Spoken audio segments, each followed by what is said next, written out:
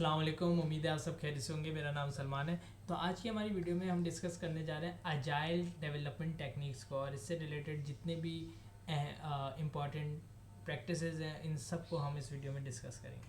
सबसे पहले हम स्टार्ट करते हैं एक्सट्रीम प्रोग्रामिंग। एक्सट्रीम प्रोग्रामिंग एक एक्चुअली अजाइल सॉफ्टवेयर डेवलपमेंट का फ्रेमवर्क है, जिसके अंदर हमारा जो मेन एम होता है वो होता है कि produce higher quality software and higher quality for the life of the development team. These are the two main focus in this framework. Now इसकी जो रिलीज साइकिल होती है वो स्टार्ट होती है कि यूज़र स्टोरीज एक्चुअली कि एज वी कैन रिलेट कि जो क्लाइंट्स होते हैं mostly they are not as technical as the developer. उनको इतनी टेक्निकलिटीज चीज़ों की नहीं पता होती। They only know the business outcome और the feature they want to implement. तो वो आपको एक स्टोरी स्ट्रक्चर में आपको चीज़ें बताएंगे कि I need this thing in this away, मुझे जो है वो यूज़र ये दे और मैं फिर उसको यूज़र को ये चीज़ प्रोवाइड कर दूँ। और तो फिर उसके बाद आप जो है उन यूज़र स्टोरीज़ के को एनालाइज करके आप ब्रेक डाउन करते हैं उसको, उन स्टोरीज़ को इन टास्क, एंड देन उन टास्क के उस पर आप अपना रिलीज प्लान को स्ट्रक्चर करते हैं कि कौन सी फंक्शनैलिटीज़ यूज़र को सबसे पहले प्रोवाइड करनी एंड कौन सी बाद में, which are the most crucial and which are the least crucial at this point. Then we go in to the phase of develop, integrate and test software, and then we go in to the release software. हम software को release करते हैं and then हम उस software को evaluate करते हैं, and if there is some changes required we again go in to the cycle. Now कुछ जो इसमें अहम प्रैक्टिसेस हैं एज के, इसमें से कुछ इंपॉर्टेंट पॉइंट्स को हम in further of the slides हम इसको और डेप्थ में कवर करेंगे। Starting with incremental planning. As के इन एक्सट्रीम प्रोग्रामिंग हम एक इंक्रीमेंटल प्लानिंग के फेस को फॉलो करते हैं कि जिसमें यूज़र जो है वो with the passage of time कोई भी अपडेट या चेंज बता सकता है, ठीक है, एंड हम उस चेंज को फिर नेक्स्ट जो हमारी रिलीज़ होगी उसके अंदर हम इम्प्लीमेंट करेंगे। एज के इसके अंदर स्मॉल रिलीजेस होती हैं। स्मॉल रिलीजेस का फ़ायदा ये होता है कि इससे हम मिनिमल फंक्शनैलिटीज़ जो कि बिज़नेस रिलेटेड हो, बिज़नेस वैल्यू जनरेट कर सके, वो हम यूज़र को जल्द से जल्द प्रोवाइड करते हैं ताकि उसका जो सॉफ्टवेयर है वो इंडस्ट्री में जल्दी आ सके एंड बिज़नेस प्रोवाइड कर सके। फिर हमारी जो चीज़ होती है कि हम इसमें सिंपल डिज़ाइन रखते हैं। हमारा सबसे ज़्यादा फोकस होता है कि हम उसकी रिक्वायरमेंट्स पे सबसे ज़्यादा टाइम दें, रिक्वायरमेंट्स को मीट करें, ना कि हम डिज़ाइन पे सबसे ज़्यादा फोकस करें। And then we follow up the strategy of test first development, जिसमें हम टेस्ट केसेस को पहले लिखते हैं एंड देन डेवलपमेंट को बाद में स्टार्ट करते हैं। रीफैक्टरिंग इज़ अ प्रैक्टिस जिसमें हम कोड को बार बार स्टडी कर रहे होते हैं, देख रहे होते हैं, उसमें से कोशिश कर रहे होते हैं हम कॉम्प्लेक्सिटी एंड रीयूजिबिलिटी को अचीव करें, कॉम्प्लेक्सिटी को कम करें। Then we come to pair programming. Pair programming से इसके जो भी आपका टास्क है वो कोई एक सोलो डेवलपर ना करे, उसको एक टीम, एक सेट ऑफ पेयर में बनाया जाए ताकि वो मिल के उस टास्क को करें और एक ओवरऑल इन्वायरमेंट अच्छा रहे, उनके दरमियान में एक अंडरस्टैंडिंग डेवलप भी हो, एंड एज के they work in a pair so they can solve the problem much more easier. Then collective ownership, इसके जो हर डेवलपर है जो कोड लिख रहा है वो उस कोड को कलेक्टिवली ओन करे। Then we come to the continuous integration. इसके हम जब भी कोड को लिखते हैं, कोई भी हमारी स्मॉल डेवलपमेंट पूरी होती है, हम उसको होल सिस्टम में जल्द से जल्द इंटीग्रेट कर देते हैं ताकि हमारी इंडस्ट्री के साथ वो हमारा सॉफ्टवेयर जो वो एक पेस में रहे, कीप अप कर सके। Then we come to next point, इसके सस्टेनेबल पेस। हम एक सस्टेनेबल पेस रख रहे होते हैं स्मॉल रिलीजेस की, ताकि जो large amount of over time are not considered acceptable, ठीक है। हम एक सस्टेनेबल पेस के साथ पूरे सॉफ्टवेयर को डेवलप करें। फिर ऑन साइट कस्टमर, इसके कस्टमर की प्रॉपर इन्वॉल्वमेंट हो आपकी डेवलपमेंट टीम के साथ to develop that software. Now extreme programming also known as XP and agile principles. The 5 most important principle are कि हम एक इंक्रीमेंटल डेवलपमेंट इसमें सपोर्ट की जाती है। देन द सेकेंड पॉइंट इसके कस्टमर की involvement, full time customer involvement होनी चाहिए आपके हर फेज़ में। कोई भी आप रिलीज़ और स्ट्रक्चर डिफाइन करें उसमें कस्टमर से वो चीज़ अप्रूव्ड हो।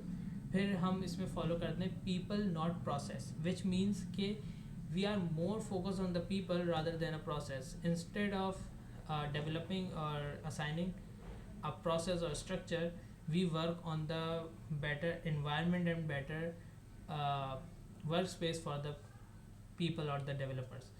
Then change supported through regular system release. हम रेगुलर स्मॉल रिलीजेस जो कर रहे होते हैं उसके थ्रू हम चेंज को सपोर्ट कर रहे होते हैं and we maintain simplicity by refactoring the code.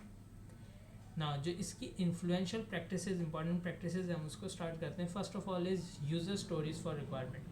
अब आपका एज डिस्कस अर्लियर यूज़र जो है वो अपनी स्टोरी एक अपनी यूज़ केस को लेकर आता है, वो आपको डिफाइन करता है. The developer job is to understand that story and then break it down into small implementation tasks. Then those tasks are then approved by the client. आप फिर क्लाइंट से उन जो आपने टास्क करें उन पे आप क्लाइंट को ब्रीफिंग करते हैं और देन क्लाइंट से अप्रूवल लेते हैं and then you go on to the development phase. Now refactoring, one of the most important part. Refactoring refers to कि आसान अल्फाजों में बोले कि भाई अगर आपके पास कोई चेंज नहीं भी आ रही, ठीक है, developers are sitting around, there is no change required from the client. So what practice developers follow इसके they continuously go with the code, they continuously keep on reading the code, understanding the code. इससे दो चीज़ें बेहतर होती कि जो developer है उसको कोड की अंडरस्टैंडिंग बहुत अच्छी हो जाती है, उसको हर चीज़ कोड के बारे में पता हो जाती है, कहाँ कौन सी चीज़ क्या काम कर रही, कौन सी चीज़ को वो चेंज करेगा तो क्या चीज़ चेंज हो जाएगी. एंड द सेकेंड इसके जो आपके कोड है उसकी कॉम्प्लेक्सिटी को वो कम से कम करते जाते हैं. इसको हम फर्दर पढ़ते हैं. This improves the understandability of the software and so reduces the need for the documentation. एज के जो प्रोग्रामर है वो बार बार उस कोड को पढ़े जा रहा है, उसको देखे जा रहा है, तो उसको डॉक्यूमेंटेशन की ज़रूरत नहीं है. तो आपको डिज़ाइन और डॉक्यूमेंटेशन फेज पे काम नहीं करना पड़ता, आपके डेवलपर्स को कोड की अंडरस्टैंडिंग ही एक अलग लेवल की हो जाती है. फिर the changes are easier to make because the code is very well structured and clear. ऐसे कि आप बार बार रिफैक्टरिंग कर रहे होते हैं, कोड को सिंपल कर रहे होते हैं, लेस कॉम्प्लेक्स बना रहे होते हैं उसमें, जो एज के डेवलपमेंट फेज में you are trying to just quickly release functionable software ताकि आप इंडस्ट्री में उसको जल्द से रिलीज़ कर सकें. तो उसमें कॉम्प्लेक्सिटीज़ रह जाती हैं, बहुत सी चेंजेस की नीड होती है. जब आप उसको ईजियर और सिंप्लीफाइड करते जाते हैं तो फिर जब आपको क्लाइंट फ्यूचर में कोई चेंज कहता भी है तो वो आपके लिए बहुत सिंपल होती है कि आप उस चेंज को लेस टाइम में इम्प्लीमेंट कर दें रादर दैन एक कॉम्प्लेक्स कोड हो, फिर उसको इम्प्लीमेंट करने में भी ज़्यादा टाइम लगेगा. And on finance side refactoring code is much more less expensive than आप पूरे कोड को जो है वो पूरे उसमें चेंजेस कर रहे हो. ना कुछ एग्जांपल देख लेते हैं. सबसे पहली example, the most important we need to understand here is के reorganizing the code of the class hierarchy to remove duplicate code. अब जैसे इसकी सबसे अच्छी और एक एग्जांपल हो सकती है कि हमने ऊप में जब कोड लिखा, हमने क्लासेस डिफाइन करी एंड ऑल, तो उसमें हमने स्टार्ट में पूरा कोड लिख लिया. अगर हम उस कोड को दोबारा से देखें जाए पढ़ें तो we will come to know कि हमारी क्लास की हायरार्की में बहुत सी ऐसी जगहें होती हैं जहाँ पे हमारा कोड हम खुद कॉम्प्लेक्स कर रहे होते हैं.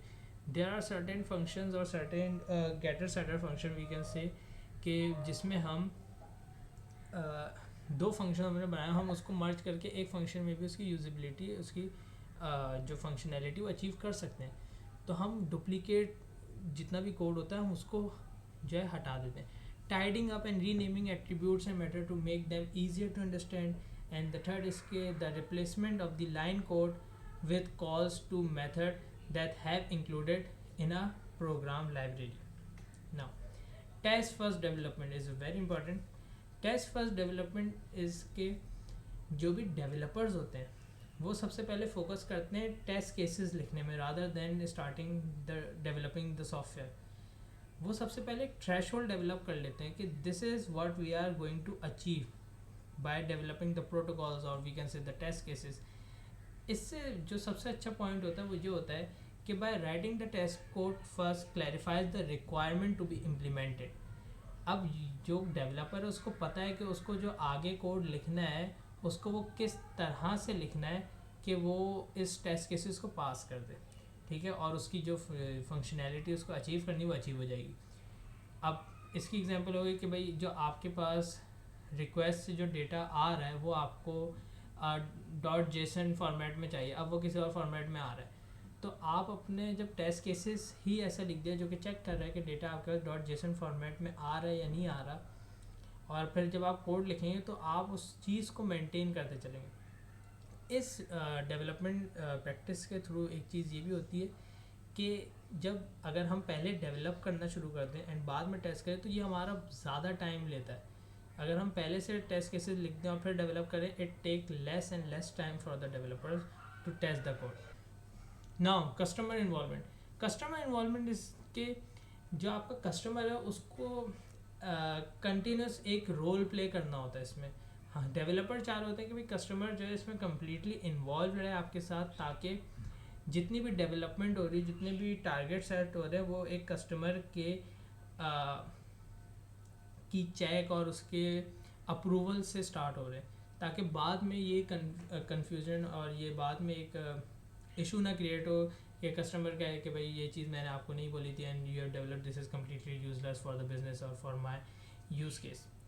सो इसमें हम चाह रहे होते हैं कि कस्टमर जो है वो अपना ज़्यादा से ज़्यादा टाइम जो है वो डेवलपमेंट टीम के साथ करे, मीटिंग्स असाइन हो, शॉर्ट कॉल्स हो एंड ऑल।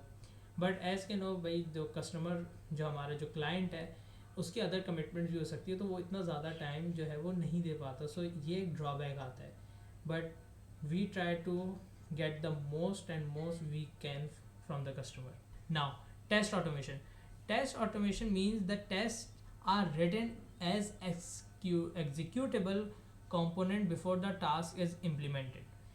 जो भी हमारे जो टेस्ट केसेस होते हैं हम उसको इस तरह से लिखते हैं, जहाँ पे अगर कोई भी बंदा वीडियो देख रहा है उसको SQA की नॉलेज है एंड ऑल, सो उसको आइडिया होगा कि जो आप टेस्ट केसेस अपनी प्रोग्रामिंग में इस तरीके से लिख रहे होते हैं कि जब आप अपने कोड को रन करें तो वो सर्टेन टेस्ट केसेस पहले रन हो, वो कोड जो है वो उन टेस्ट केसेस को सेटिस्फाई करे एंड देन जो है वो अपनी फंक्शनैलिटी को करे। तो जो आपके टेस्ट केसेस होते हैं वो ऑटोमेटिकली एग्जीक्यूटेबल होते हैं, ठीक है। आप इस तरीके से टेस्ट केसेस लिखते हैं। As testing is automated there is always a set of test that can be quickly and easily executed.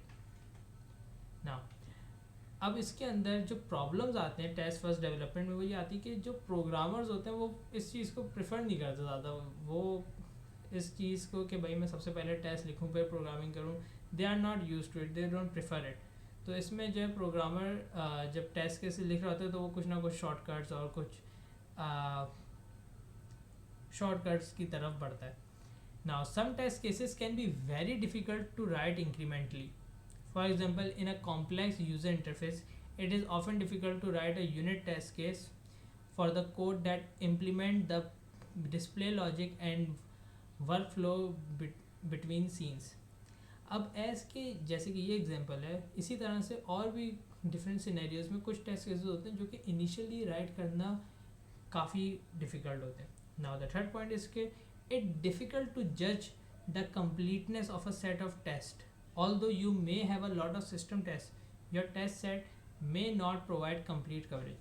As कि हम शुरू में जितने भी टेस्ट केस लिखते हैं but we are not completely satisfied with it कि ये हमारी जितनी भी कवरेज है, जितनी भी हमारी रिक्वायरमेंट है, सबको कवर कर रहा है या नहीं। इसीलिए after development we again look through the test cases and see के is there any way we can add more test cases where needed. Now as के पेयर प्रोग्रामिंग में जैसे हमने पहले डिस्कस किया था, इसके जो प्रोग्रामर्स होते हैं they work together on a similar code, वो एक प्रॉब्लम को इन अ पेयर सॉल्व करने की पूरी कोशिश करते हैं। Now pair programming. In pair programming the programmer working in pairs developing code together. Pair programming का मतलब ये होता है कि जितने भी प्रोग्रामर्स हैं उनके पेयर्स होते हैं and they sit together work on a same problem. इससे होता है कि जो उनकी सेपरेट एंड डाइवर्स नॉलेज होती है वो जो है वो टीम के अंदर स्प्रेड होती है and a pair working on a problem decreases the time to solve that problem also. It encourages refactoring as the whole team can benefit from improving the system code. This is also an advantage. in pair programming, programmers sit together at the same computer to develop the code and so on. The list goes on. As pair programming have lots of benefits in developing and simplifying the code. Pair programming is not necessarily inefficient, and there is some evidence that suggests that the pair programming together is more efficient than two programmer working separately. So I hope आपको agile development technique से related सारे topics clear हुए होंगे. अगर आपको कोई भी topic में किसी भी तरह का सवाल हो तो आप कमेंट सेक्शन में ज़रूर पूछिएगा. एंड अगर आपको वीडियो अच्छी लगी हो तो हमारे चैनल को ज़रूर सब्सक्राइब करिएगा. अल्लाह हाफ़िज़.